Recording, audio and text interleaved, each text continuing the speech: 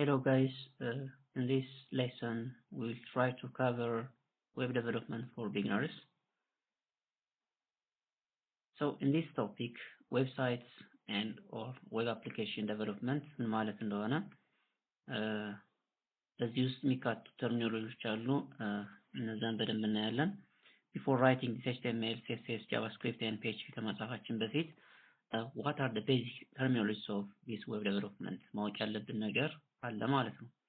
ስለዚህ እነዚህ ምንድናቸው? ኢንተርኔት ምን ማለት እንደሆነ መጀመሪያ የአንድ የፕሮግራማችን አካል ይሆናል።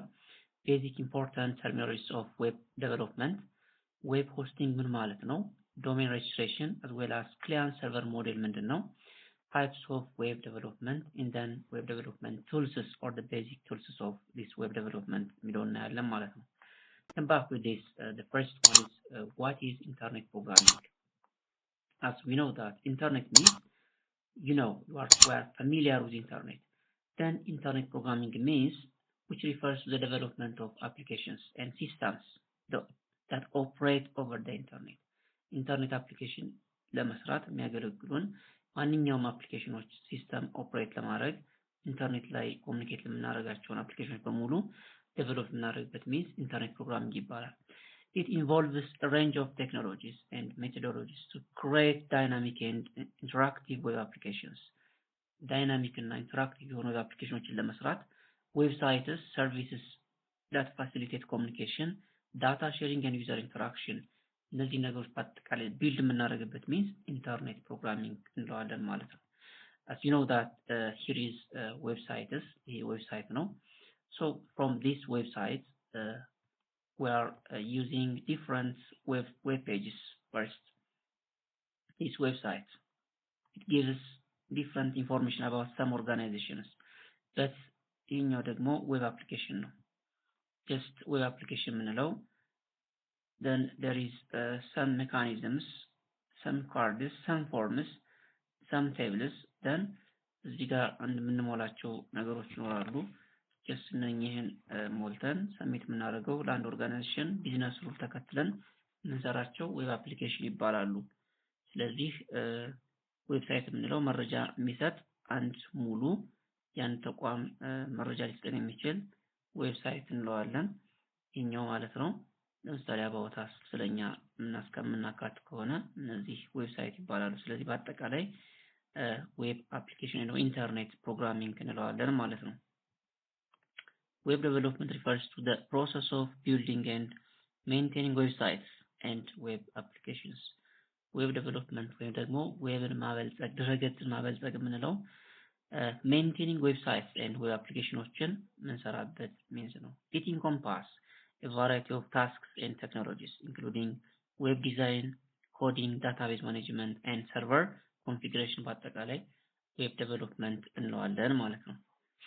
Now web browser, here is the client's computer here, then here is server, then the client requests something from server by using this internet, then the server gives response for the client's data from the server, then the client can view these data by using internet.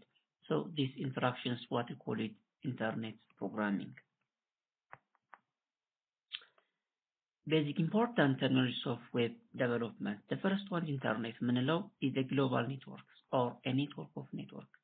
Different massive multimedia and shared information ያለበት ኢንተርኔት እንለዋለን። which is a notion of resource.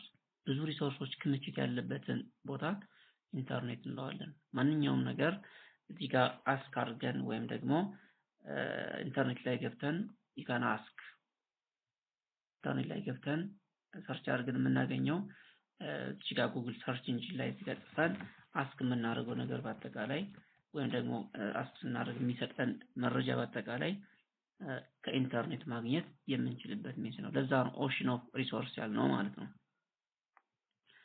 What is an IP address? Which is unique set of numbers which identifies a computer location. Uniquely ኮምፒውተሩን አይደንቲፋይ ሊያደርግልን የሚችል 4 ዲጂትስ ያለው ወይም ደግሞ 1 2 3 4 ዲጂቶችን የያዘ IP አድሬስ እንለዋለን ማለት ነው። ስለዚህ አንድን ኮምፒውተር ኢንተርኔት ላይ ዩኒክሊ አይደንቲፋይ ሊያደርግልን የሚችለው IP አድሬስ ነው ማለት ነው። ስለዚህ እያንዳንዱ አፕሊኬሽን አይፒ አድሬስ አለው። ለምሳሌ እዚህ ጋር ዲፕሎይ ከተደረገ በኋላ ለዚህኛው እንትን አይፒ እንሰጠዋለን like this point like this IP እንለዋለን። ለዚህኛው አፕሊኬሽን የምንሰጠው አይፒ አድሬስ እንላለን ማለት ነው። The next thing here was domain name server DNS የምንለው ደግሞ ምንድነው?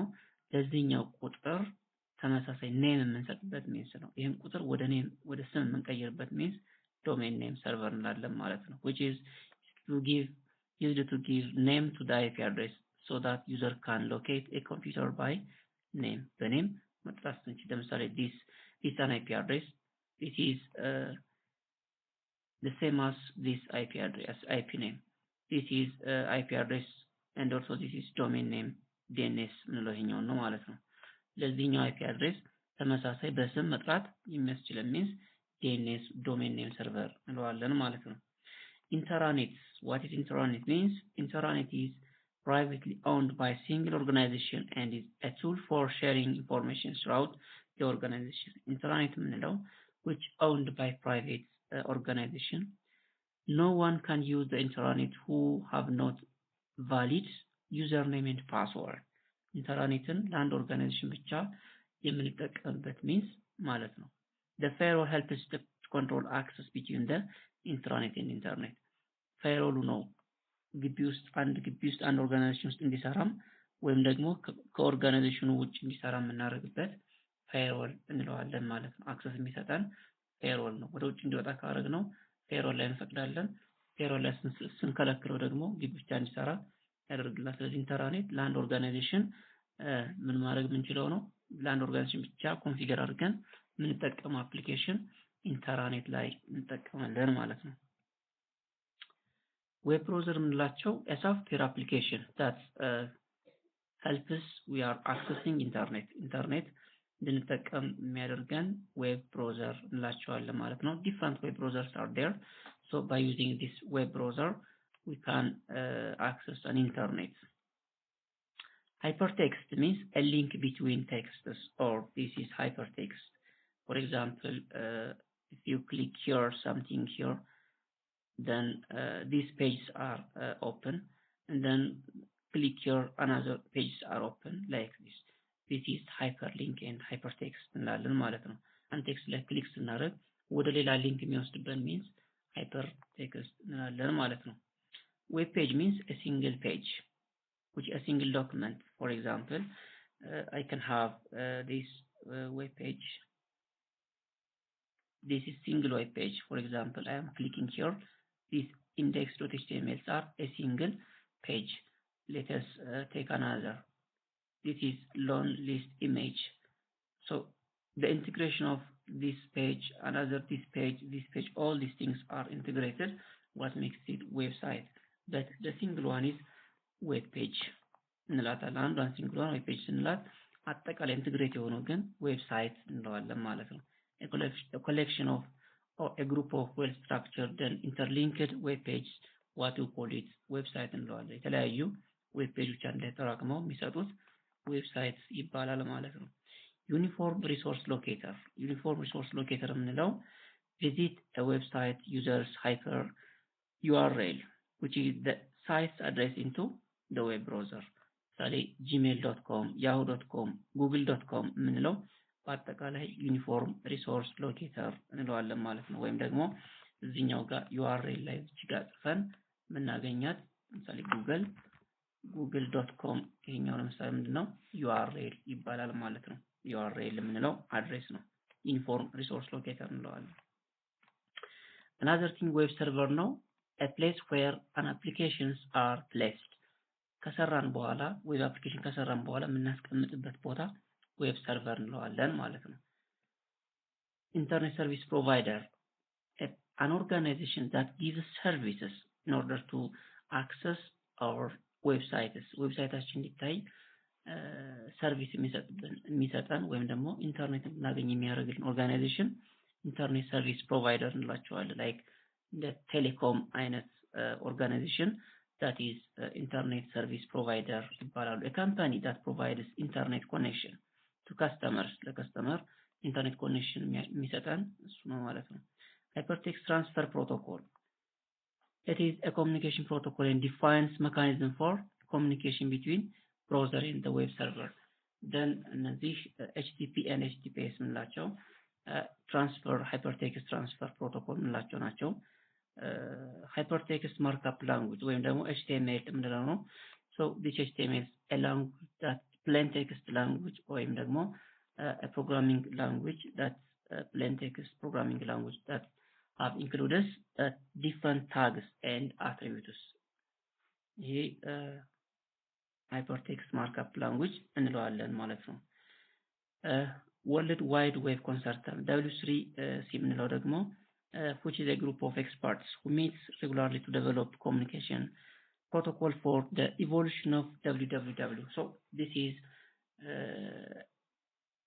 a standard that provides worldwide consortium in order to success ወይም ደግሞ በእያንዳንዱ ሰው የሚጽፋቸው ኮዶች ብራውዘር ላይ ኢንተግሬት ለማድረግ የሚጠቅሙን የሚያደርግልን that is worldwide consortium የምንላቸው ስታንዳርድ አውጪዎች ናቸው። ለምሳሌ ፓራግራፍ ፒ ብለን እንጽፍ ፓራግራፍ እንዲያደርግልን ሄዲንግ ዋን ስንል ሄዲንግ እንዲያስገባልን ብራውዘሩ ጋር ኢንተግሬት እንዲደረግ የሚያደርግልን ወርልድ ዋይድ ዌብ ኮንሰርተም ስታንዳርድ መከተላችን ነው ማለት ነው። The last and the final is search engine which is designed to search for information on the internet ላይ ቴክስት ጽፈን እዚህ ጋር ለምሳሌ ጉግል የሚለው ላይ እዚህ ጋር ቴክስት ጽፈን ሰርች አድርገን የሆነ መረጃ እንድናገኝ የሚያደርግልን search engine እንለዋለን ማለት ነው። That's a query that asks from the internet which is designed to search for information on the internet. ለምሳሌ what is technology ብለን ጽፈን ሰርች እንድናደርግ የሚያደርግልን search engine ነው ማለት ነው። For the next we'll try to discuss in detail about web hosting and domain name. After that እስከዛ ድረስ ደህና ሁኑ። እናመሰግናለን ስለተከታተላችሁን።